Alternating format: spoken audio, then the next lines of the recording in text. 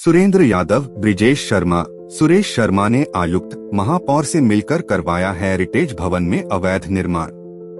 जयपुर नगर निगम heritage के Kishanpol zone में कार्यवाहक उपायुक्त सुरेंद्र यादव, कनिष्ठ अभियंता भवन ब्रिजेश शर्मा, गजधर सुरेश शर्मा ने हेरिटेज भवन में व्यावसायिक निर्माण करवाया है।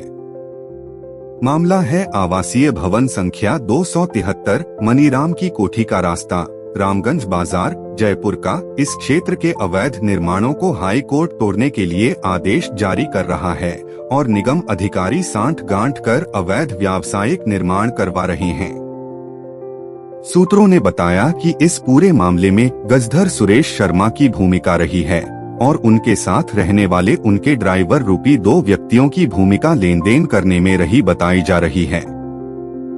हेरिटेज भवन में व्यावसायिक निर्माण करवाकर गैर कानूनी रूप से दुकान खुलवाने के लिए अपने ड्राइवर रूपी 2 व्यक्तियों के माध्यम से 5 लाख रुपए लिए बताए जा रहे हैं, जो उपायुक्त सुरेंद्र यादव, कनिष्ठ अभियंता ब्रिजेश शर्मा, गजधर सुरेश शर्मा और अन्यों में बांटा बताया जा रहा है।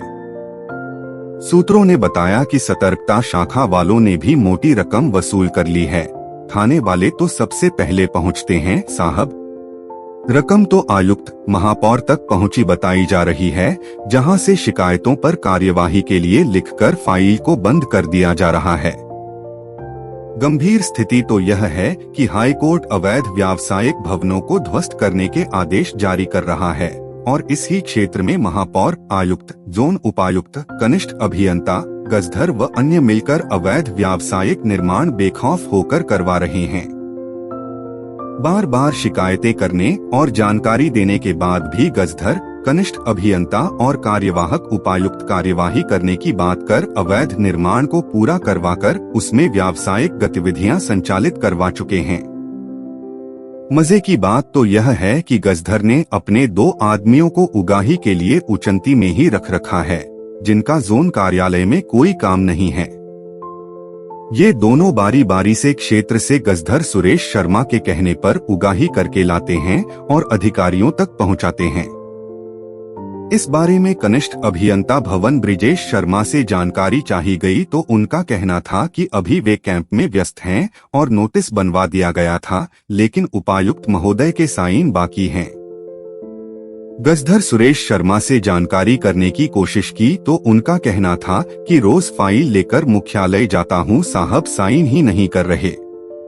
राजपूताना न्यूज संवाददाता ने जब किशनपोल जोन कार्यालय में जाकर देखा तो गजधर सहित सभी नदारद थे। जानकारी करने पर पता चला कि वे मुख्यालय में उपायुक्त सुरेंद्र यादव कार्यालय में ही रहते हैं, जोन कार्यालय कभी कभी ही आ रहे हैं।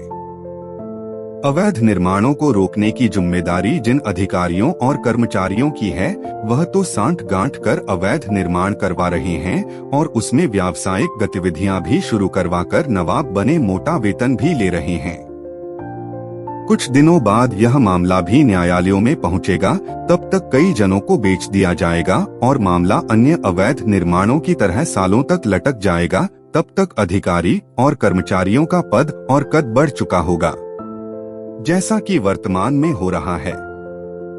अवैध निर्माण करवाने वाले चले गए, अवैध निर्माण करने वाले चले गए, खरीदने वालों ने सोच समझकर खरीदा, वह अब नादान बनकर न्यायालयों में आपत्तियां दर्ज करवा रहे हैं और अवैध निर्माणों को बचाने का प्रयास कर रहे हैं। अवैध निर्माण करने वाले मस्त, अधिकारी कर्मचारी मस्त, न्यायालय मुकदमों में व्यस्त, जनता यातायात और अपनी सुरक्षा में फंसी तमाशा देख रही है। नेताओं को इन तंग रास्तों में आना नहीं है। फायर वालों का टेंडर यहाँ आता नहीं है। एनओसी कोई पूछने वाला नहीं है। दोषी अधिकारियों पर कोई कार्यवाही होनी नहीं है। जिन्हें कार्यवाही करनी है वह खुद अवैध निर्माण करवाकर अब ऊंचे पद पर पहुंच चुके हैं, वह कार्यवाही करने नहीं है। सरकार चुनावों में उलझी है। प्रशासन शहरों के संग व्यस्त है। भ्रष्टाचारी भ्रष्टाचार में व्यस्त हैं। अदालतें हेरिटेज बचाने के आदेश दे रही है, नगर निगम वाले उसी क्षेत्र में अवैध निर्माण करवाकर हेरिटेज का सत्यानाश कर व्यावसायिक गतिविधियां शुरू करवा रहे हैं। सब मिलकर तमाशा देख रहे हैं और जयपुर शहर की सड़कें छोटी से छोटी होती जा रही है। अधिकारियों कर्मचारियों को ना तो अदालत का डर है, ना ही सरकार का डर है। अरे भाई, इनको तो ऊपर वाले से भी कोई डर नहीं लगता। उसके मंदिर पर भी अवैध निर्माण करवाने में नहीं चुकते। गांधी जी वाली प्रसादी मिलने के बाद तो बस चले तो ऊपर वाले की छत ही छीन लें। ऐसे हैं यह भ्रष्टाचारी। देखना यही है कि कितने अधिकारियों का तबादला होता है, कितनों की संपत्ति की जांच होती है, किसके पीजी और अन्य व्यापारिक प्रतिष्ठानों की जानकारी उजागर होती है, किस किस की सांठ गांठ उजागर होती है। देखते और सुनते रहिए। आप देख रहे थे राजपूताना न्यूज का ई बुलेटिन। राजपूताना न्यूज को सब्सक्राइब करें और इस प्रस्तुति को शेयर अवश्य करें ताकि आम जनता अपनी पीड़ा को रख सके।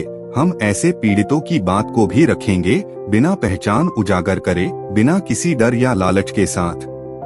राजपूताना न्यूज की प्रस्तुति।